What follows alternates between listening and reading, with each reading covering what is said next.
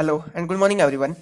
आज के लेक्चर में हम लीजेंडर डिफरेंशियल इक्वेशन के बारे में पढ़ेंगे। तो फर्स्ट ऑफ ऑल हम यही जान लेते हैं लीजेंडर डिफरेंशियल इक्वेशन होती क्या है।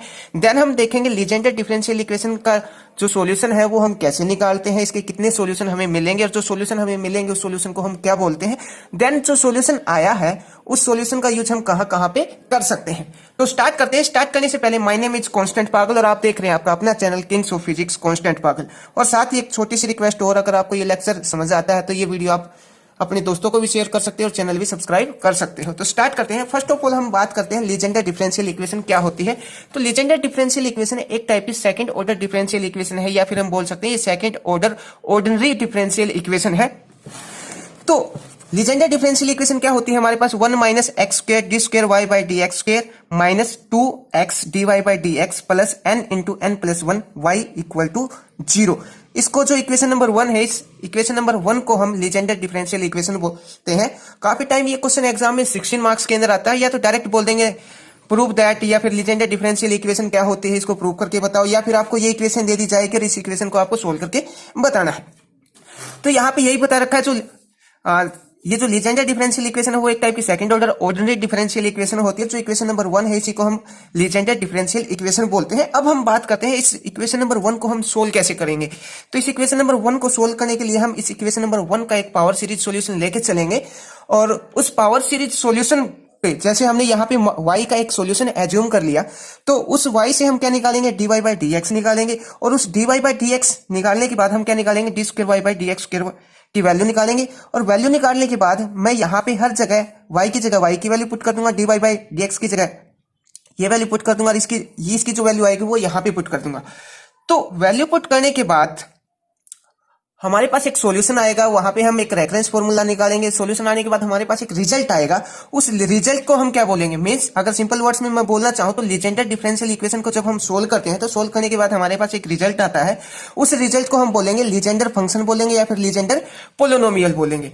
अब हम बात करते हैं जो लीजेंडर फंक्शन है या लीजेंडर पोलिनोमियल है, इसका यूज हम कहां कहां पे करते हैं। और बेसिकली ये जो सॉल्यूशन आता है ये दो टाइप का सॉल्यूशन मिलेगा। जो लीजेंडर फंक्शन है, सॉरी जो लीजेंडर डिफरेंशियल इक्वेशन है, इसके हमें दो सॉल्यूशन मिलेंगे। जो फर्स्ट सॉल्यूशन होगा उसको हम बोलेंगे फर्स्ट लीजेंडर फंक्शन या फिर Legender function of the first kind, और जो सेकंड सॉल्यूशन होगा उसको Legender function of the second kind हम बोलेंगे। अब हम बात करते हैं जो लीजेंडर फंक्शन या लीजेंडर पोलिनोमियल हमें मिलता है उसका यूज हम कहां कहां पे कर सकते हैं।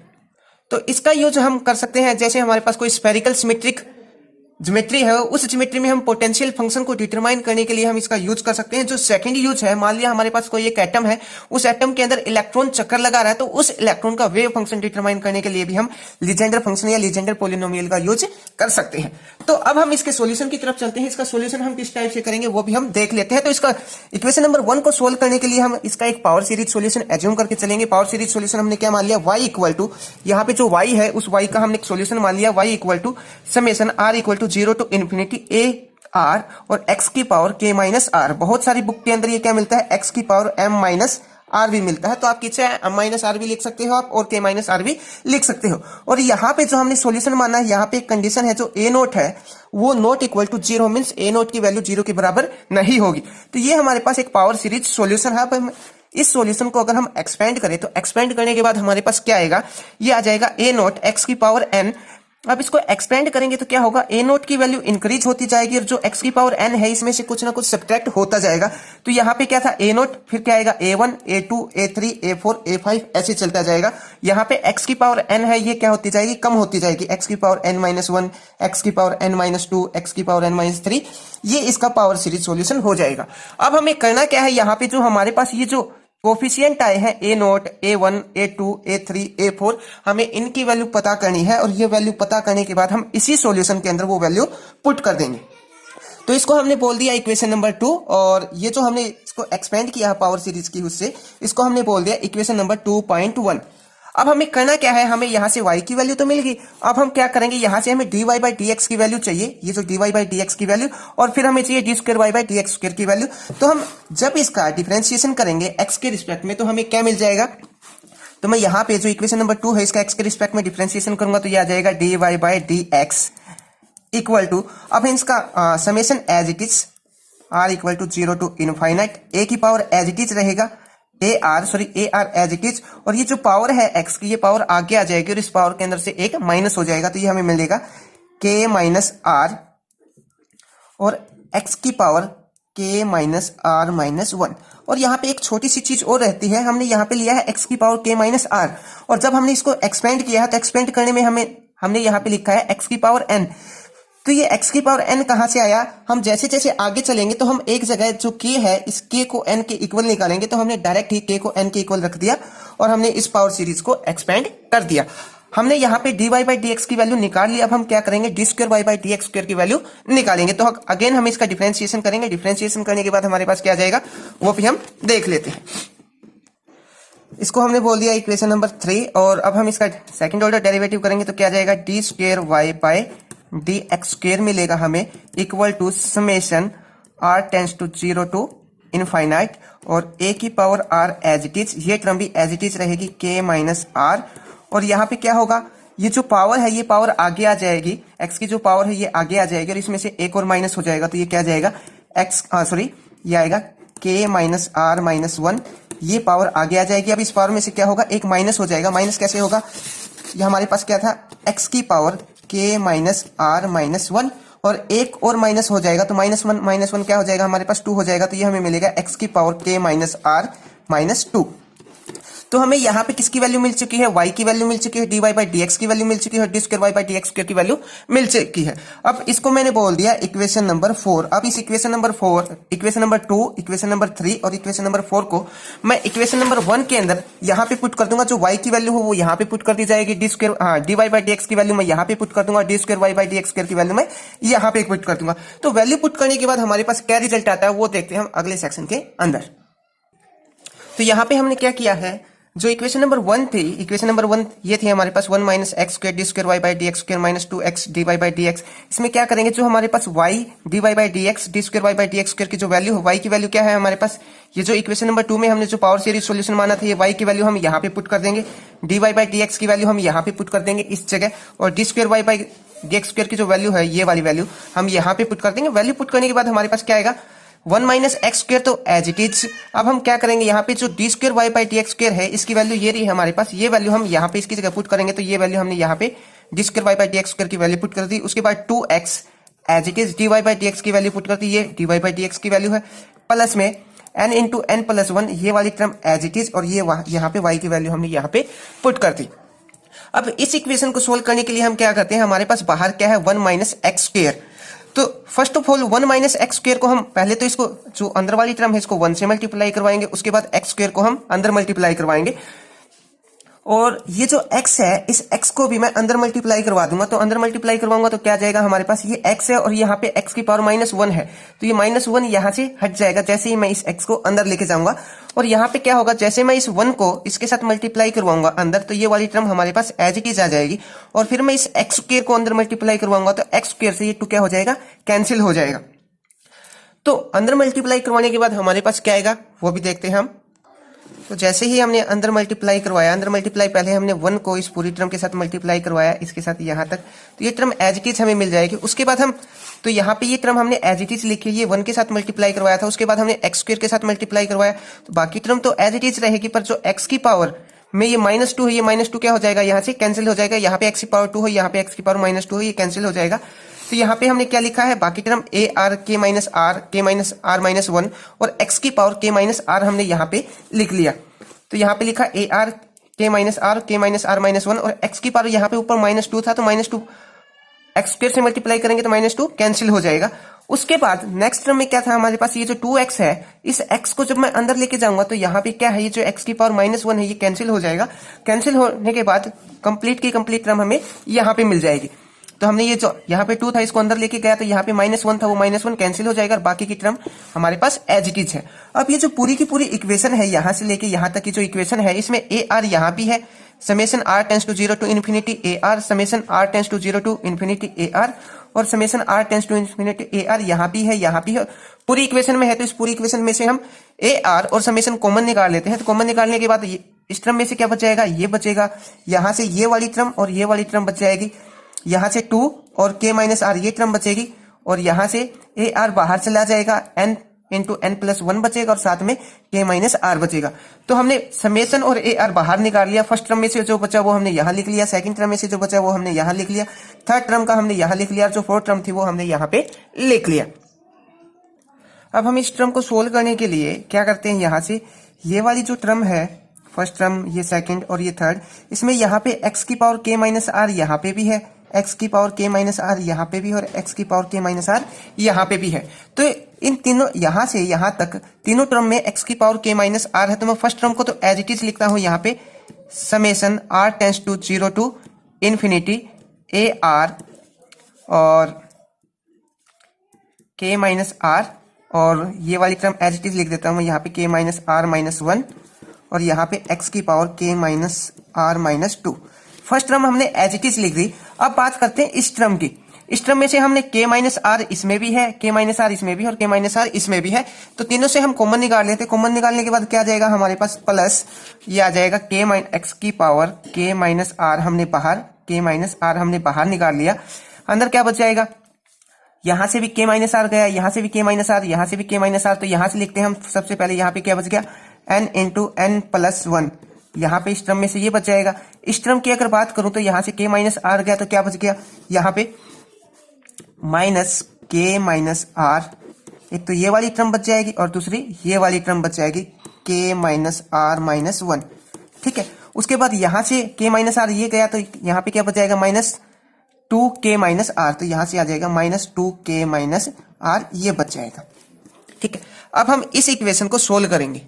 तो लास्ट टाइम हमें ये इक्वेशन मिली थी। इस इक्वेशन को सोल्व करने के लिए हम क्या करेंगे, यहाँ पे ये जो टर्म है, ये वाली टर्म और ये वाली जो टर्म है, इसमें से हम k माइनस आर यहाँ पे भी है और k माइनस आर यहाँ पे भी है। तो इन दोनों टर्म में से मैं माइनस k माइनस आर मैं यहाँ से कॉमन निकाल लूंगा। कॉमन निकाल लूंगा तो क्या जाएगा हमारे पास, बाकी की टर्म हमारे पास एज इट इज रहेगी। तो मैं बाकी टर्म एज इट इज लिख देता हूँ, summation r tends to 0 to infinite a are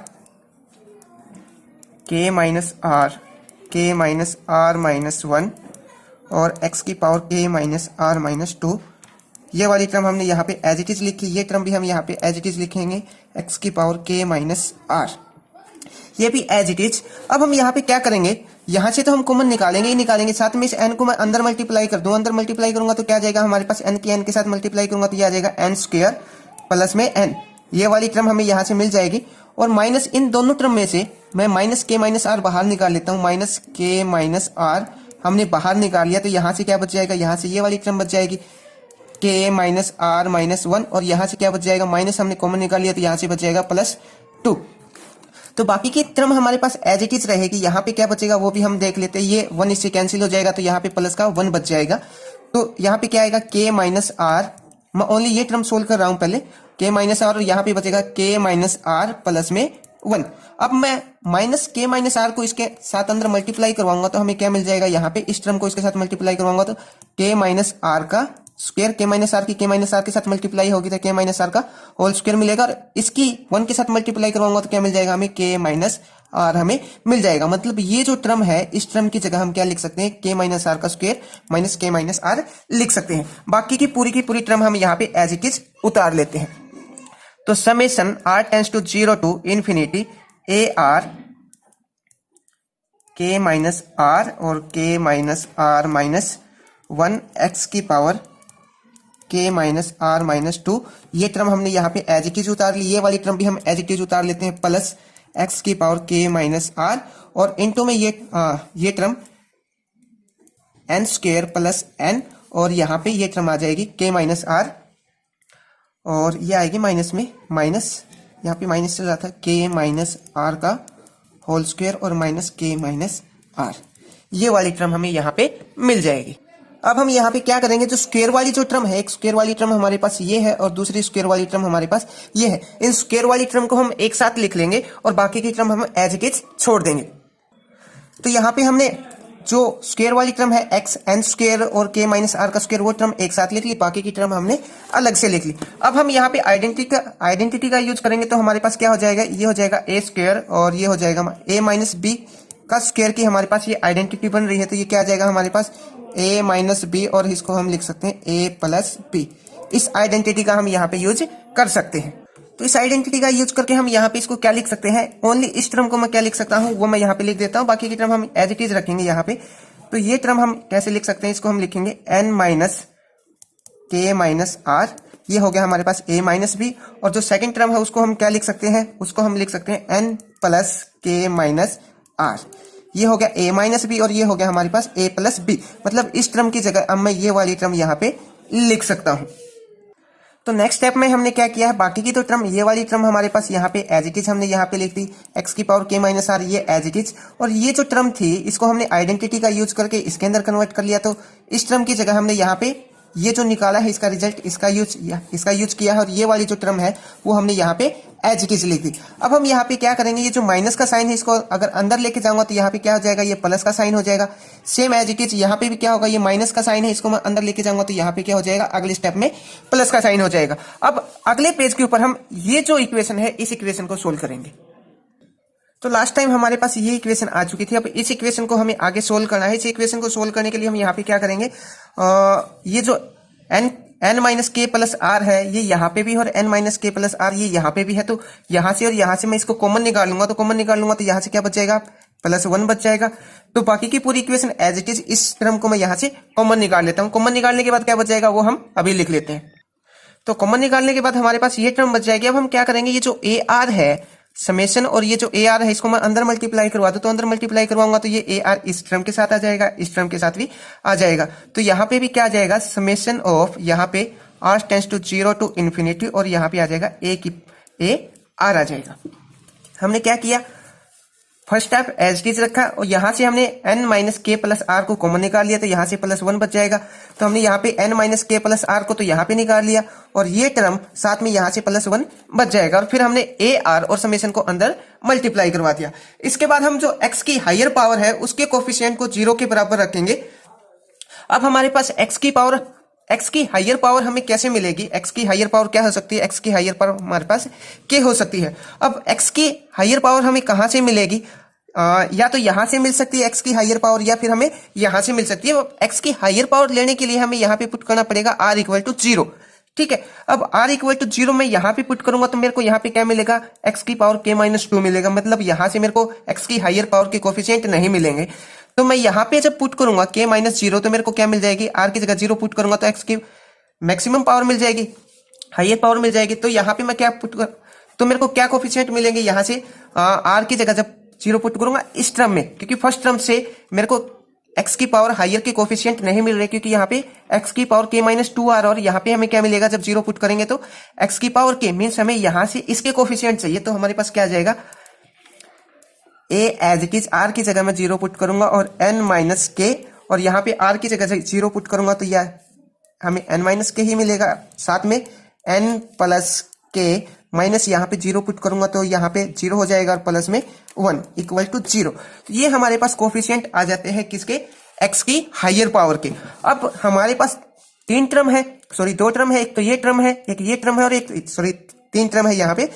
तो हमने जब पावर सीरीज को एक्सपेंड, जो सॉल्यूशन माना था उसको जब एक्सपेंड किया था, तो वहां पे हमने एक कंडीशन ली थी, जो ए नोट है हमारा वो 0 के इक्वल नहीं हो सकता।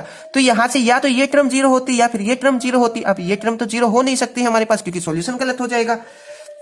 अब इस टर्म की बात करूं तो इस टर्म में क्या है, n माइनस के इक्वल टू 0 और n इक्वल टू के।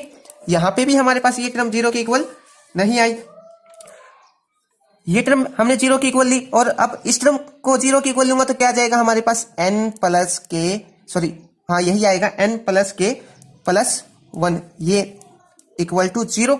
और अब हम यहां से क्या करते हैं, इस k की वैल्यू निकाल लेते हैं। k की वैल्यू निकालेंगे तो क्या जाएगा हमारे पास, n प्लस के इक्वल टू से उस तरफ जाएगा, इधर प्लस का था उधर जाके किसका हो जाएगा, माइनस का हो जाएगा। तो हमें यहाँ पे 2 वैल्यू मिलती है। 2 वैल्यू, एक तो मैंने बोल दिया इसको इक्वेशन नंबर 5 बोल दिया, और इसको मैंने बोल दिया इक्वेशन नंबर 6। तो इन k की 2 वैल्यू मिली है हमें यहाँ पे। अब हम k की जो और हायर पावर है उनके कोफिशिएंट को कंपेयर करते हैं। तो यहाँ पे k की पावर क्या है, x की पावर क्या है, k है। तो इससे बड़ी, इससे जो छोटी पावर होगी वो हमारे पास क्या होगी, डिसेंडिंग ऑर्डर में लिया था, तो हम यहाँ पे होगी x की पावर k माइनस 1। अब हमें कोफिशिएंट चाहिए x की पावर k माइनस 1 के। तो यहाँ पे मैं क्या पुट करूंगा, r इक्वल टू 0 पुट करूंगा इस इक्वेशन के अंदर। जब मैं इस इक्वेशन में r इक्वल टू 0 पुट करूंगा तो यहाँ पे क्या मिलेगा, x की पावर k माइनस 1 मिलेगा। और यहाँ पे मैं r इक्वल टू 1 पुट करूंगा यहाँ पे, तो हमें क्या मिलेगा, -3 मिलेगा। मीन्स हमें कोफिशिएंट किसके चाहिए, x की पावर k -3 के। तो यहाँ पे x की पावर -3 मिलेगा, x की पावर k -3 मिलेगा। तो हम यहाँ पे ये टर्म हमारे पास किसी काम की नहीं है अभी, क्योंकि हमें x की पावर k -1 के कोफिशिएंट चाहिए, वो हमें मिलेंगे यहां से। तो यहां से हमें क्या मिलेगा, x की पावर k -1 के कोफिशिएंट लेने के लिए हमें r इक्वल टू 1 पुट करना पड़ेगा इस इक्वेशन के अंदर। ये वाली जो इक्वेशन है, इस इक्वेशन को बोल दिया मैंने इक्वेशन नंबर a। तो इस इक्वेशन नंबर a में जब मैं पुट करूंगा यहाँ पे, तो ये क्या आ जाएगा, x की पावर k -1। तो इसमें से क्या मिलेगा, a हमारे पास एज इट इज रहेगा, ये जो a है ये a एज इट इज रहेगा। और r की जगह हमें क्या पुट करना है, 1 पुट करना। तो ये हमारे पास क्या आ जाएगा, a1 n - k +1, और ये आ जाएगा n + k -1 +1। ये वाले हमें यहां से कोफिशिएंट मिल जाएंगे, और इसको हम इक्वल टू के 0 पुट करेंगे। अब ये कहां से आए, r की जगह हमने 1 पुट किया, यहाँ पे r की जगह हमने 1 पुट किया, और यहाँ पे r की जगह हमने 1 पुट किया। 1 पुट करने के बाद हमारे पास ये कोफिशिएंट मिल जाएंगे। अब ये 1 से 1 क्या हो जाएगा, कैंसिल हो जाएगा। हमें क्या मिलेगा, a1 × n - k +1, और यहां से मिलेगा n + k = 0। अब या तो a1 वाली टर्म 0 होगी, या फिर ये टर्म 0 होगी। तो सबसे पहले हम ये वाली टर्म देखते हैं। हमने ऊपर निकाला था n = k पुट कर सकते हैं हम। तो हम यहाँ पे ये जो n है, इस n की जगह अगर मैं k पुट करूं तो क्या आ जाएगा हमारे पास, ये आ जाएगा इसमें, इस पार्ट के अंदर ओनली। तो ये मिलेगा k - k +1 = 0। अब k से k कैंसिल हो जाएगा, तो और हमारे पास जो 1 है वो 0 के इक्वल हो नहीं सकता। तो ये 0 के इक्वल 0, ये इक्वल 0 के इक्वल होगा नहीं। उसके बाद हम बात करें n = k, तो यहां से हमें क्या मिलेगा, इसको 0 के इक्वल रखेंगे तो प्लस के, यहाँ पे मतलब ये टर्म भी 0 के इक्वल नहीं हो सकती, और ये टर्म भी 0 के इक्वल नहीं हो सकती। तो हमें 0 के इक्वल क्या मिलेगा, यहाँ पे a1 = 0 मिलेगा हमें यहां से। तो हमने दो कोफिशिएंट कंपेयर किए। पहले तो हमने x की पावर k की कोफिशिएंट कंपेयर किए, उसके बाद हमने x की पावर k -1 की कोफिशिएंट कंपेयर की। अब ये कोफिशिएंट कंपेयर करके हम यहाँ पे एक रेफरेंस फॉर्मूला निकालेंगे, और रेफरेंस फॉर्मूला फिर हमें इन कोफिशिएंट के बीच में रिलेशन बताएगा। तो यहाँ पे हमने इसको इक्वेशन नंबर 5 बोल दिया था, इसको हमने इक्वेशन नंबर 6 बोल दिया, इसको हमने इक्वेशन नंबर 7 बोल दिया। उसके बाद हम यहाँ पे जो इक्वेशन नंबर a है हमारे पास, यहाँ पे हम x की पावर k -r के कोफिशिएंट कंपेयर करेंगे, x की पावर k -r। तो यहाँ पे तो हमारे पास x की पावर k -r ऑलरेडी है। अब यहाँ पे भी हमें क्या बनाना है, x की पावर k -r बनाना है। तो मैं यहाँ पे x की पावर k -r कैसे बना सकता हूँ, अगर मैं r = r - 2 रख दूं तो क्या हो जाएगा, हमें यहां से x की पावर k -r के कोफिशिएंट मिल जाएंगे। तो इसको भी हम करते हैं अगले सेक्शन में। तो हमारे पास जो इक्वेशन नंबर a थी, इक्वेशन नंबर a ये है हमारे पास, और कोफिशिएंट किसके चाहिए, हमें x की पावर k -r के कोफिशिएंट कंपेयर करने हैं, और उसको 0 के इक्वल रखना है। तो ये तो ऑलरेडी x की पावर k -r है। अब इसको x की पावर k -r बनाने के लिए हम यहाँ पे पुट करेंगे r = r - 2। जैसे ही इसको हमारे पास क्या है, k -r - 2, तो ये है। अब r की जगह क्या पुट करूंगा, r - 2 पुट करूंगा, तो हमारे पास ये क्वांटिटी आ जाएगी 2 से 2, यहाँ पे एक +2 एक -2, ये कैंसिल हो जाएगा। तो क्या मिल जाएगी, x की पावर k -r मिल जाएगी, यहाँ पे k आएगा। ठीक है, तो हमने यहाँ पे इस इक्वेशन में क्या पुट किया, r = 2 पुट किया, तो यहाँ पे क्या आ जाएगा, r = क्या पुट किया, r - 2 पुट किया, तो a r - 2, और यहाँ पे भी हम r - 2 पुट कर देंगे, यहाँ पे भी r - 2 पुट कर देंगे। तो हमें x की पावर k -r के कोफिशिएंट मिल जाएंगे। तो यहाँ पे a r + 2, यहाँ पे आएगा a की पावर r - 2। ठीक है, और यहाँ पे k की पावर k -r + 2।